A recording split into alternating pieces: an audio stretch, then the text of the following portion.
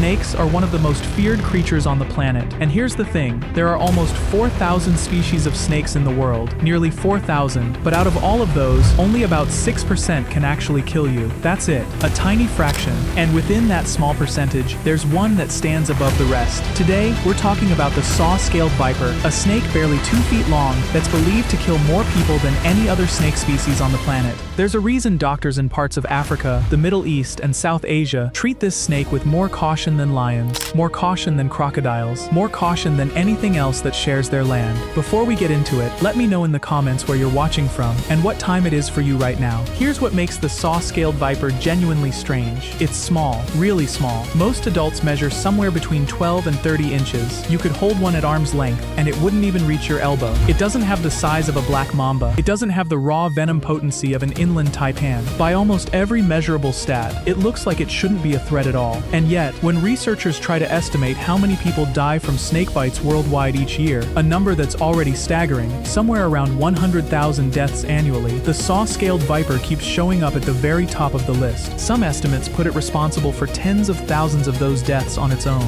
In the regions where it lives, it's believed to kill more people than every other snake species in that region combined. So how does something this small end up being this deadly? 3 reasons. And once you understand them, the whole picture makes a lot more sense. The first is where it lives. The saw-scaled viper thrives in dry, arid regions, deserts, scrubland, farmland, the edges of villages, basically anywhere humans are already living and working. It doesn't avoid people the way a lot of snakes do. It coexists with them, often without anyone realizing it's there. The second reason is camouflage. This snake buries itself in sand and loose soil until only its eyes are poking out above the surface. Farmers walking through fields, people gathering firewood at dusk, kids playing barefoot near their homes. Most victims never see the snake before they're bitten. It's not chasing anyone down, it's just sitting there, invisible, in places people already walk every single day. And the third reason is temperament. Unlike a lot of snakes that would rather flee than fight, the saw-scaled viper is notoriously short-tempered. It doesn't back down. When it feels threatened, it coils itself into a tight S shape and starts rubbing its scales together. And this is the detail that makes this snake genuinely unique. Its scales aren't smooth, they're jagged, almost like tiny saw blades, which is exactly where the name comes from. When it rubs those scales together, it produces a dry, rasping hiss, almost like something sizzling in a pan. It's a warning, a final one, and if that warning gets ignored, it strikes, fast, and often more than once. Now let's talk about what's actually inside that bite. The venom of a saw-scaled viper isn't built to shut down your nervous system the way a mamba's is. It works differently, and honestly, in some ways, more horrifyingly. It's hemotoxic, which means it goes after your blood directly. It stops your blood from clotting. It starts breaking down tissue at the site of the bite. Within minutes, victims start experiencing swelling and intense pain. Then it gets worse. Nosebleeds that won't stop, blood and urine, internal bleeding that the body simply can't control on its own. Left untreated, this can spiral into organ failure, particularly the kidneys, and eventually hypovolemic shock, a state where the body has lost so much fluid that it can no longer function. One bite from a saw-scaled viper is estimated to carry enough venom to kill dozens of adult humans, and without treatment, the mortality rate for people who are actually bitten is high enough that doctors in high-risk regions treat every single bite as a genuine emergency, no exceptions. The good news, if there is any, is that antivenom exists. Several different types, in fact, developed specifically for this species. When it's administered quickly, survival rates improve enormously. But that's exactly the problem. A lot of the places where the saw-scaled viper lives are rural, remote, far from hospitals, far from antivenom stock, far from anyone who can act fast enough. And this snake's venom doesn't wait around. It moves quickly, and every hour without treatment makes the odds worse. That's really the disturbing part of this whole story. The saw-scaled viper isn't dangerous because it's some massive, aggressive predator hunting people down. It's dangerous because of pure statistics, because it's small enough to go unnoticed, common enough to be everywhere, and irritable enough to strike the moment someone gets too close. It's not the size of the threat that matters here. It's how easily it hides in plain sight. And that might be the most unsettling part of all. Somewhere, right now, in a field or along a dirt path, one of these snakes could be sitting less than a foot away from someone's boot, completely invisible, completely still, waiting to see if it needs to defend itself. So when people talk about the most dangerous snake in the world, it's easy to picture something huge, something dramatic, but the numbers tell a different story. Size was never the deciding factor. Proximity to people and the sheer number of encounters is what turned this small desert viper into one of the deadliest animals on the planet. If you learned something today, let me know down in the comments. And if you want to see the next snake on this list, make sure you're subscribed because we're just getting started.